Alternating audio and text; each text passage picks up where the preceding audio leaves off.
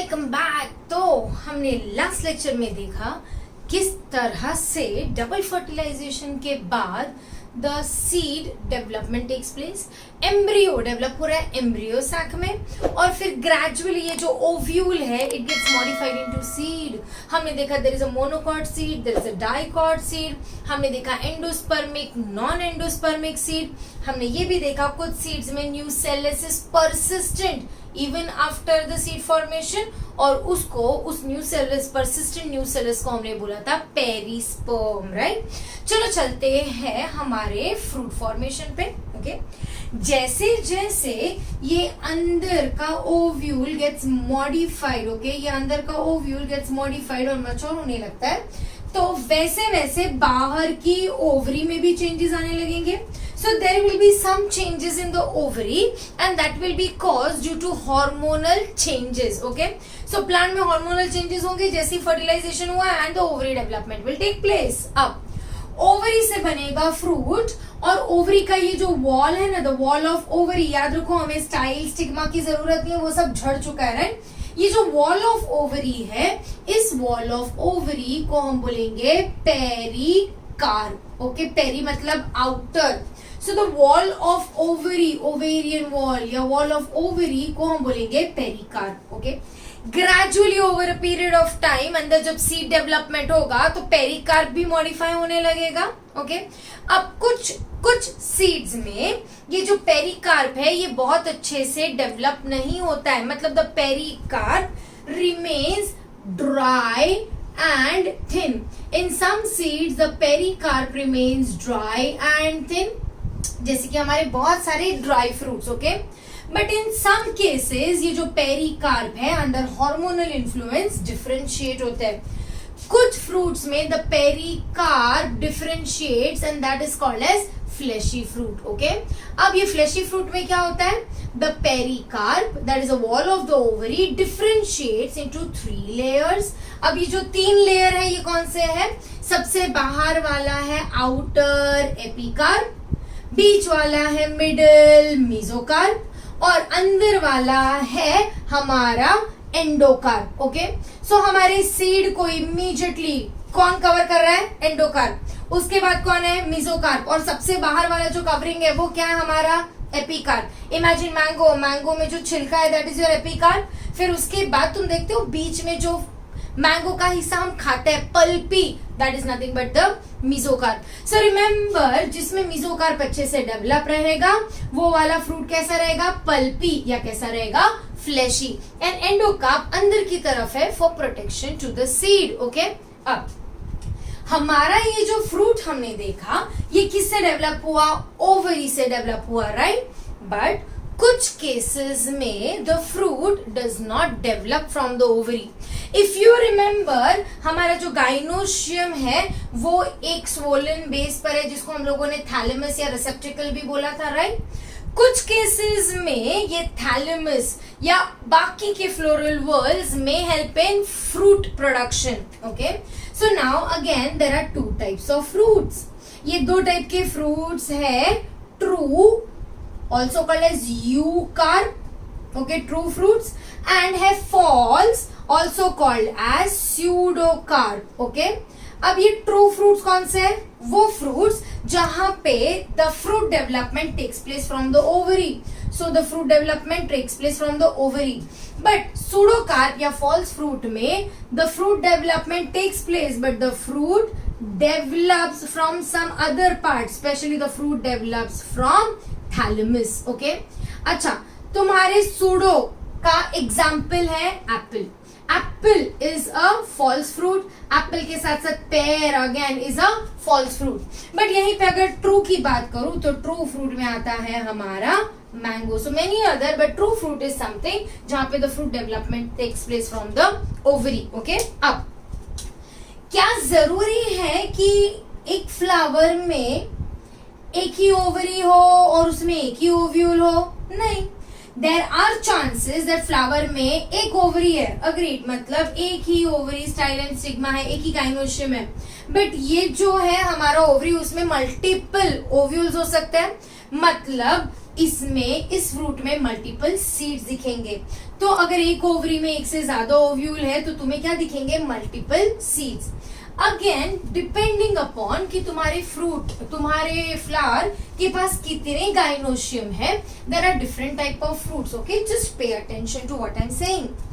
There are 3 different types of fruits. Okay. अब ये main सिर्फ वर्ड्स याद रखो। The first one is called as single या simple fruit. अब simple fruit में क्या है, तुम्हारा ये जो फ्लावर है, okay, this flower has only one single gynoecium, one single ovary जिसमें one single ovule। तो ऐसा वाला जो फ्रूट है वो है तुम्हारा सिंपल फ्रूट, जिसका हमने सिंपल एग्जांपल देखा है, मैंगो। ओके, अब सेकेंड कंडीशन को हम बोलते हैं aggregate. So there are fruit aggregates, और इसका एग्जांपल है हमारा कस्टर्ड एप्पल। कस्टर्ड एप्पल में तुम देखोगे तो वो एक जो कवरिंग है उसके अंदर बहुत सारे सीड्स है, और वो सीड के अराउंड तुम्हें क्या दिखेगा, तुम्हें दिखेगा पेरिकार्प। ओके, अब ये कस्टर्ड एप्पल क्या है, कस्टर्ड एप्पल में क्या है, अगेन तुम्हारा फ्लावर है, बट ये फ्लावर में तुम्हारे पास एक नहीं, तुम्हारे पास क्या है, बहुत सारे गाइनोशियम। सो ये बहुत सारे गाइनोशियम ने फ्रूट डेवलपमेंट किया, and that is how one, मतलब एक ही कवरिंग में बहुत सारे फ्रूट्स आ गए। So that is called as aggregate, जहां पे एक ही फ्लावर के अलग अलग गाइनोशियम से डेवलप हुआ fruit. Okay, and the last one is called as composite. Just remember this, composite में क्या है, हमने देखा है ना कई बार फ्लावर के इन्फ्लोरेसेंस होता है, हमने देखा है दैट जनरली पॉलिनेशन में मदद करते हैं। सो यहाँ पे कंपोजिट में ये पूरा का पूरा इन्फ्लोरेसेंस से फ्रूट डेवलपमेंट होता है, and that is composite. Composite का एग्जांपल है pine Apple. So just remember the examples, यहाँ पे mango, custard Apple and pine Apple, that is simple, aggregate and composite. Okay, अब ये फ्रूट डेवलपमेंट क्यों हुआ, why does the fruit develop, because fruit हमारे लिए एक डिस्पर्सल का मीडियम है। याद रखो, फ्रूट तुम्हारे और मेरे खाने के लिए डेफिनेटली नहीं बना है। फ्रूट क्यों बना है, क्योंकि पहली बात तो भाई हमारे ओव्यूल को, मतलब हमारे सीड को प्रोटेक्शन चाहिए, तो कहीं ना कहीं ये फ्रूट के वॉल्स प्रोटेक्शन दे रहे हैं। सेकेंड, अगर मेरे सीड को इधर से उधर डिस्पर्स होना है तो there has to be way, fruit is one of the way. Fruit is a reward that an animal gets or a bird gets. So birds, when they eat the fruit, they are not able to digest the seed because seed has testa. So they will just simply eat the seed, and the seed will be thrown out through their poops, that is through their waste material. Similarly for animals as well. अब हम भी fruit तो खाते हैं, seed को फेंक देते हैं, जहां जहां सीड गिरेगा वहां वहां पे एक नया प्लांट आएगा। सो फ्रूट बेसिकली मदद करता है प्रोटेक्शन के लिए और मदद करता है सीड डिस्पर्सल के लिए। अब फ्रूट तब बना जब फर्टिलाइजेशन हुआ और सीड बना। सो बेसिकली फ्रूट के अंदर सीड होता ही है, बिकॉज सीड बनाने के लिए करना पड़ता है fertilization. But there are certain fruits, pay attention, I am saying that there are certain fruits that develop without fertilization. Again repeating, what is developing without fertilization? Remember, there is development of fruit without fertilization. I am not using the word seed, okay? So fruit development without fertilization, and this thing is called as parthenocarpy. Remember, parthenocarpy is the word which is used in plants, क्योंकि बार बार कार्पी use कर रहे हो, okay? ऐसा ही similar parthenogenesis भी होता है animals में, जहां पे पूरा ऑर्गेनिज्म डेवलप हो जाता है विदाउट फर्टिलाइजेशन, जैसे कि हनी बी के drones, that is males. But यहाँ पे पार्थिनोकार्पी में the fruit development takes place without fertilization. अच्छा भाई साहब, फर्टिलाइजेशन नहीं हुआ मतलब ओव्यूल में, एम्ब्रियो सैक में एंडोस्पर्म और जाइगोट नहीं बना, मतलब सिनगैमी नहीं हुआ, ट्रिपल फ्यूजन नहीं हुआ, मतलब इसमें क्या नहीं बनेगा, सीड। रिमेंबर, पार्थिनोकार्पी से जो फ्रूट्स बनते हैं those are seedless fruits. Will you be able to remember why? Because there is no fertilization. अब ये जो सीड्स है, ये जो फ्रूट्स है, इनका एग्जाम्पल क्या है? पार्थिनोकार्पिक फ्रूट का सबसे बड़ा एग्जाम्पल है हमारा बनाना, या फिर you can also see these days we eat something that is grapes, as well as some new variety of watermelons, okay? which are not having seeds. Okay, अब ये parthenocarpy होता कैसे है? याद रखो हमारा ओव्यूल अटैच्ड है टू द प्लासेंटा. याद है हमने देखा था यहाँ पे हमारे ओवरी में प्लासेंटा था. कुछ केसेस में ये प्लासेंटा हार्मोन्स रिलीज करने लगता है, और जब ये हार्मोन्स रिलीज करने लगता है तो ये अनफर्टिलाइज्ड ओव्यूल अपने आप डेवलप होने लगता है, जिसकी वजह से ये अनफर्टिलाइज्ड ओवरी से बन जाएगा क्या? fruit. So basically that is under the control of hormones which are released by the placenta even when the ovule is unfertilized. अब तुम बोलोगे मैम सीड नहीं है, और सीड तो जरूरी है ताकि डिस्पर्स हो और ताकि नया प्लांट बने, तो क्या ये प्लांट्स जर्मिनेट नहीं करते? क्या ये प्लांट जिंदा नहीं रहते?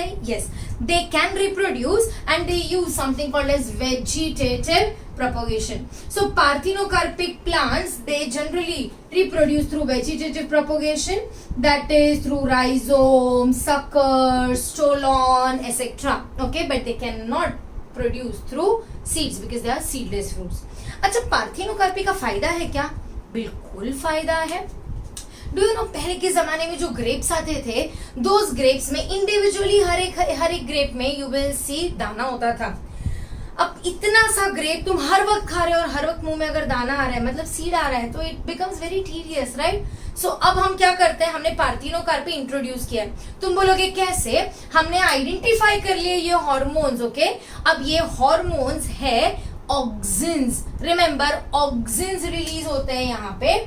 ऑक्सिन जिसका नाम है IAA, that is indole 3 acetic acid. Writing the name indole 3 acetic acid. तो ये प्लासेंटा से निकलते हैं. ये ऐसे हार्मोन्स हम स्प्रे करेंगे ताकि प्लांट्स में पार्थिनोकार्पी हो. Again we can also spray some hormones which are called as gibberellins. पढ़ा है हमने, auxin and gibberellins promote growth. Okay, so basically auxin and gibberellins spray करके हम पार्थिनोकार्पी इंड्यूस कर सकते हैं. ग्रेप्स जैसे प्लांट में पार्थिनोकार्पी का फायदा ये है that it becomes easy to eat the grapes. Similarly आजकल नए वाटरमेलन्स आ रहे हैं, हाइब्रिड वाटरमेलन्स. ओके, ये hybrid watermelons are also a result of what? Parthenocarpy. So that is about fruit. हमने देखा फॉल्स फ्रूट, ट्रू फ्रूट, हमने देखा सिंपल, एग्रीगेट एंड कंपोजिट, हमने देखा ड्राई फ्रूट और फ्लेशी फ्रूट, हमने देखा पार्थिनोकार्पी. देखते हैं सेक्सुअल रिप्रोडक्शन जैसा ही और एक रिप्रोडक्शन जो प्लांट्स करता है, something called as apomixis, in the next lecture.